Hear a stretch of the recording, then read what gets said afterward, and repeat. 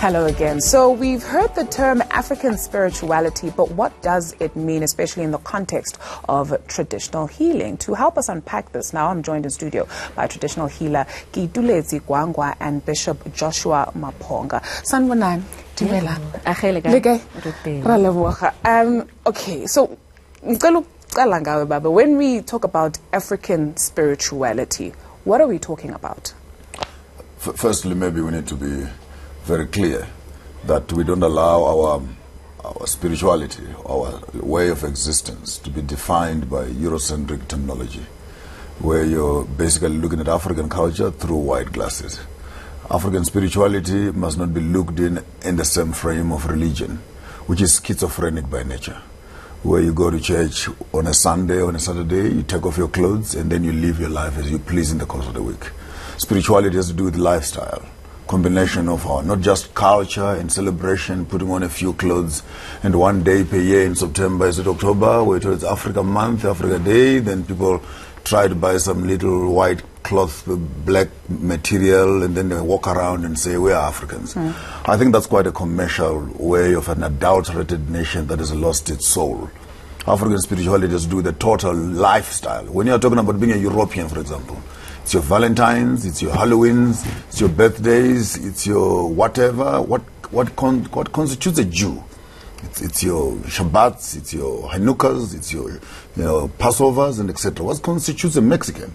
But all of a sudden, when you come to Africans, we're the only group of people on the face of the continent whose lifestyle must be determined by our colonizers, and our independence seemed to give us a small little leave from ourselves to become like the other, and once in a while then they give us a holiday of when to celebrate ourselves. And I think that's quite an abusive way of looking at how democratization, industrialization, communism, capitalism, neo-colonialism, neo-imperialism, name all the isms you can mention, how they've come actually to rape and force the African child to become that which is not like himself. With that context, Kitulezia, Bishop Joshua, you still find, though, within the black community, some black people who will say, or who will challenge what the bishop is talking about, especially when we speak in the context of traditional healers. He mentioned something that is important, what we give names to things. So, haruaka traditional healer, kasisutuking, kasizuluking, inyanga, ngaka. So, what are we talking about there, essentially? Wow. For me, when you look at, because you announced me as a traditional healer, so that for me is an umbrella term, because there are many traditional systems and forms of healing that exist globally. There's your shamanism, there's your Buddhism, there's different kinds of traditional healer in all spectrum, all over the globe. But when you come to South Africa, particularly, when you look at Isangoma, it's the child of the song, the spirit song, Ingoma. So, Sangoma, do you understand what I'm saying? So, Kasisutu Kingaka, Kasizulu, Inyanga. But that's also contentious. I say that the definition of it is something to explore in a different time, I guess. We are the ones to define ourselves. We are the ones to say this is who we are. And I think for me there's a lot that's been lost in terms of people coming in, anthropologists coming in and interpreting their perspective of what they think and feel our traditional ways are. And a lot has been lost in translation. But for me to be actually in this space where we have this question today as to what is traditional healing and what are the trends and such, I go back to the saying, the popular saying, when in Rome, do as the Romans do. And nobody questions what the Romans do when they're in Rome. So why are we questioning what the Africans do when they're in Africa? Do you understand what I'm saying? So let's just leave it there for now. Are we interested, though, in who we are? I ask you that because I'll tell you, among professionals, perhaps let me not speak for everybody in my space of what I've observed. When you speak about consulting a traditional healer, you are looked at funny. It's things that we don't even talk about. You don't even broach that subject because it's a dark space. But that wasn't always so. And it became a dark space because missionaries came in and they had to conquer a people, and they had to conquer their mind, their spirituality. They had to eliminate their belief systems and take them wholly. And so they would took one space and looked at their traditional ways and told them that they are barbaric and that they are behind and that they are blasphemous and satanic. But there was a time when there weren't Western doctors that had scientific research to support their ways, where communities relied on traditional healers, when there was no other option on how you healed a person and how you heal them spiritually, emotionally, physically, in every other way.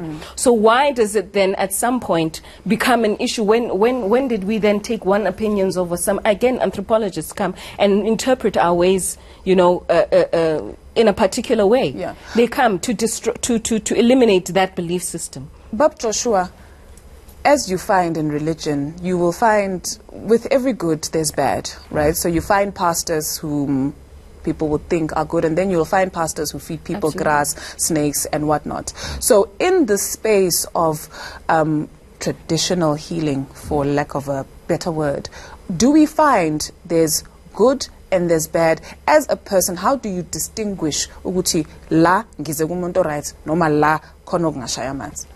When you actually use those, when it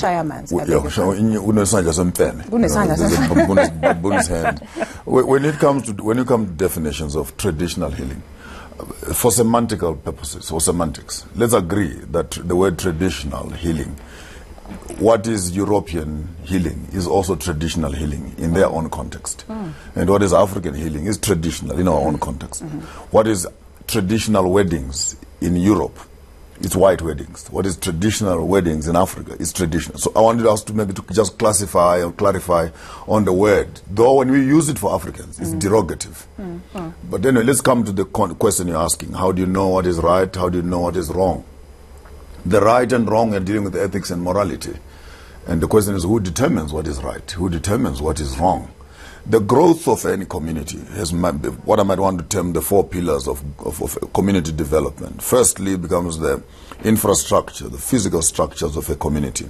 You come to the software, the mental, the HR, the mind frame, and the education systems that goes on to develop people who live in this infrastructure. Thirdly comes the socializing of the people in that infrastructure. And fourthly, then comes the spirituality of those people in that infrastructure. Now, if you have a problem with 1 and 2, that we have moved people away from their traditional homes. You have moved them into urbanization. You have educated them in a frame in which you think they must be in, so that they can fit into the global village you want them to live in. Now their community and social status has been altered. You are now asking me a very sensitive question. How do you know what is spiritually right? When in fact, physically, mentally, and culturally you are dispossessed. You no longer even have the antenna to understand what is it that made you sick, for example. What is it that caused the problem that you have? You cannot therefore come around and try to find the ethics of what is right and what is wrong when you don't even have a definition of, are you sick pharmaceutically, psychologically, maritally, historically?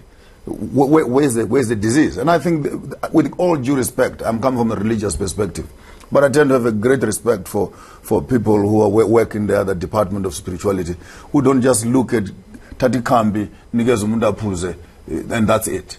They would want to find out exactly where could the problem be. And I think that's where even our doctors need to start being sensitive. When you're dealing with an African patient, you're not just dealing with a diabetic patient.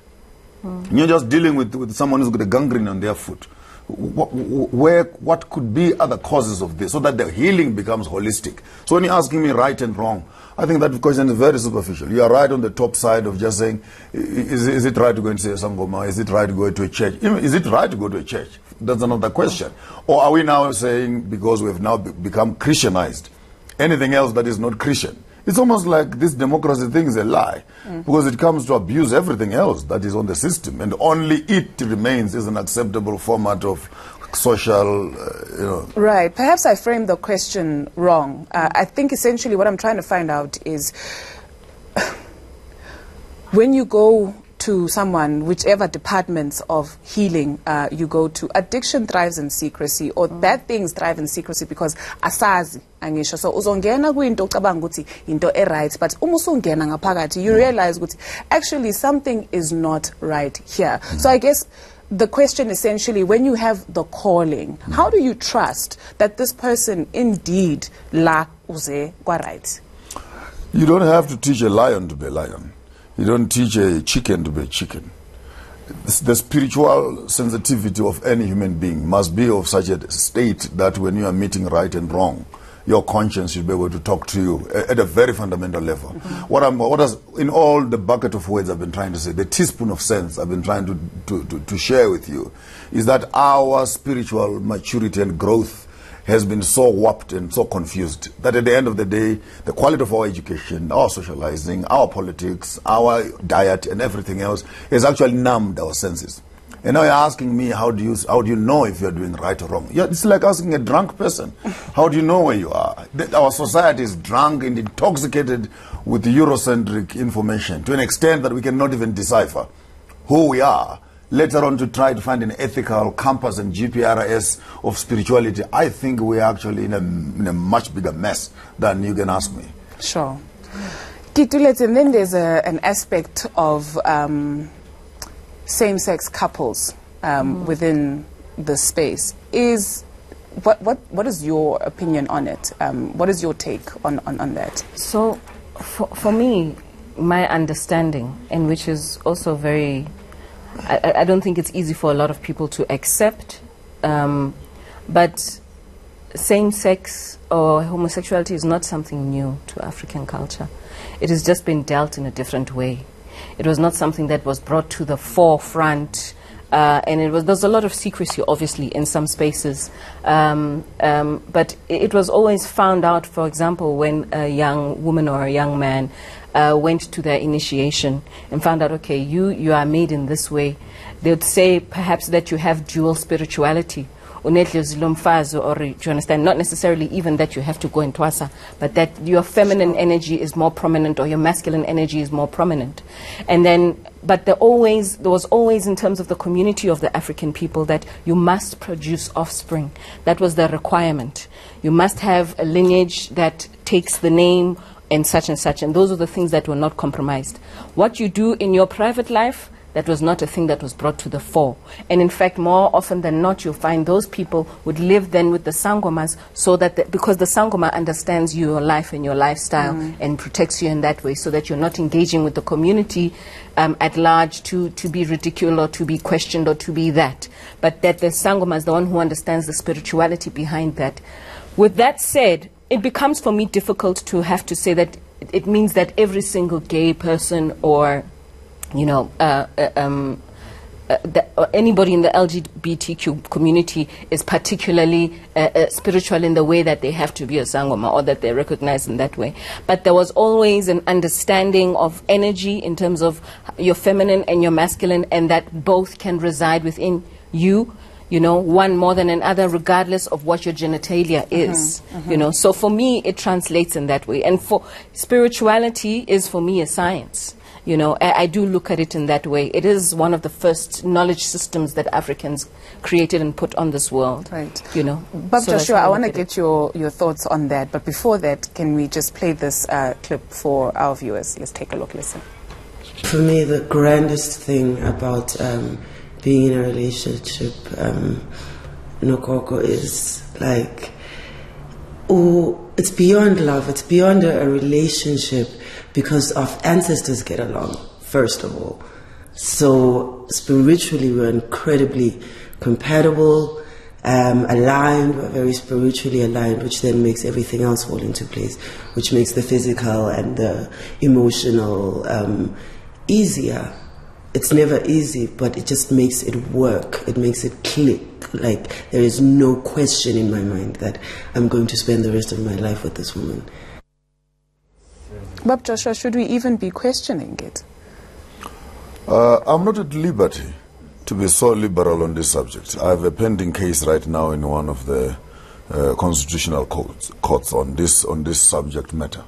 However, the issue of maleness and femaleness of people, the yang, the yin and the yang, the positive and the negative, the duality of life in its very essence, allows me as a theologian and a social observer to say, over and above entertainment and social mispositions of genetic nature, there is function which builds a community together, there is function that is allowed even the people of defect, so to speak, and I want to put that selectively so, or different sort of disposition, to be also given an opportunity to survive. They are human beings as we are. But when it comes to the basic rule of function, there is no production, as she rightfully put it. There's nothing that has come out of those relationships that takes a generation forward and so our family is functional, our human beings functional, or they've become a dead end. So when you look at a relationship of that nature, which has become solely a spiritual nature, and the spirituality has become so active to such an extent that all other functions of longevity, posterity, and etc. have been brought to a standstill. Will the society allow this person to go on extinct on the basis of spirituality? Our society has always been struggling to realign people towards continuity of themselves into the next generation. But however, with the amount of democracy that we have now and the amount of freedom that we have in terms of expression, people are free to explore. And by the way, to explore other forms of lifestyle. I might not have a problem with what she's saying, actually, where this is a spiritual connection. I have a problem with the commercial ones, who are here today and they're there tomorrow, and they're there the other day, and then they get pregnant, and the relationships fail, and then finally they're ending up and says, no, I have a calling. I have a calling. So it looks like our society, our youth, particularly in the quest of looking for their identity, they are now exploring spirituality. And I beg to be corrected by the spiritualists, but I think the quality of the spirit that you attract on yourself and the sex of that spirit somehow overrides even your physicality. Yes. So that you might, and all of a sudden it totally becomes feminine. I know some few guys who totally become feminine. So when you enter spirituality, there is I'm still learning also. I'm a student of psychology and anthropology, but I would like to state as a hypothesis that depending on the spirit, people say spirits are sexless. But I beg to differ. The sex of the spirit, the sex of the ancestor, the sex of whatever you imbibe on you overrides your sex. You are lucky if it's male on male, then your maleness comes out. But if you are a male and the ukoko sits on you, you're most likely going to end up acting feminine. And on the other side, if you are female and umkulu sits on you, then all of a sudden the male in you comes out. So spirituality for me, it cannot be sexless. And hence maybe, will it be okay for me to ask you, madam, if it is possible to say, allow the ladies to be possessed by the ladies and the men to be possessed by the men. But immediately there's a cross-section of sexuality. There is a whole new ball game that comes on this, what might call same-sex and gayism and etc. and LGBT. It's my own observation. I beg to be corrected, and I'm not a student thoroughly of this, so I mention it with a pinch of salt. But from where I'm sitting on, when you're experimenting with your spirituality, be careful. Some of these experiments might end up actually giving you a lifestyle. And there is also commercialization of this whole concept of spiritualization. Then you end up with some few necklaces around your neck and some few breastlets and etc. and a few wigs. Now I'm saying no coco, some saying twasile. The other people think it's entertainment. But from where I'm sitting, it cannot be entertainment. This thing is as serious and as real as reality itself. And if you walk in there and you don't know what you're looking for, you may end up coming back with other things that you don't know. Want me to reply? Very quickly for Aski, see if you can, very quickly for us. I think it becomes very difficult to try and govern a person's personal interpretation of their spirituality. I think that just as you said, that I don't think we should be in that space determining whether a goko or a male or a what should be. It's much more complex than that, because even in my feminine energy, I can be attracted to another feminine person, and it's the complexity of that is not determined on. It's not about gender lines and gender links. And how to conform in those spaces. We have to go as far back as this being originally even a very matriarchal kind of space and system. That's where it was formed, you know. And women form communities and men form communities. And they link up in certain procreative spaces, mainly. It's much more complex than that. It's extremely much more complex. And I think that the exploration of the youth, it needs to be guided, yes, but I don't think this is something, nobody says, I'm big, I'm going to be a sangoma. This is way too difficult a thing, and it changes your core so extremely that it's not a thing that somebody can just jump into. And when you come out, and you find a way to interpret it within yourself, with how it fits with who you are, that is when it's most authentic to you. Whether that lasts or whether it doesn't matter, but that's at that moment with who you are at that time, how you are able to interpret it and make sense of this thing for yourself. It's a very personal thing. But I think where I was trying, just 2 minutes, where I was trying to tweak in is where we are living in our flats in Senton, in Sunning Hill, surrounded by each home is it. Yeah. Then you have all these questions you're asking. Instead of being in a traditional space where uncles and aunts are there, the social structures that but understand. They don't have that upbringing. I'm coming to that. Where you actually have the system around you that can assist you to identify and even notice some of the traits that you have from your family backgrounds and your roots and etc.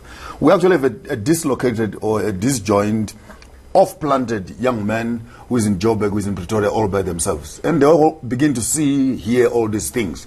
And in the midst of trying to interpret them, instead of maybe often to go back to their own roots and reconnect and really find, they end up in Soweto with some gogo.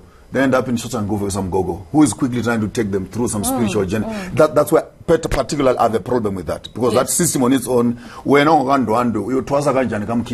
how do you just jump across the line? And I would suggest that if there is such a thing, if there's a young person out there, young man, who begins to feel in this space, you cannot do these things by alienating or running away from your own traditional, your own family setting, your own homestead. Some of the problems you're having, some of your family members in the past have had those problems, and solutions are sitting right there.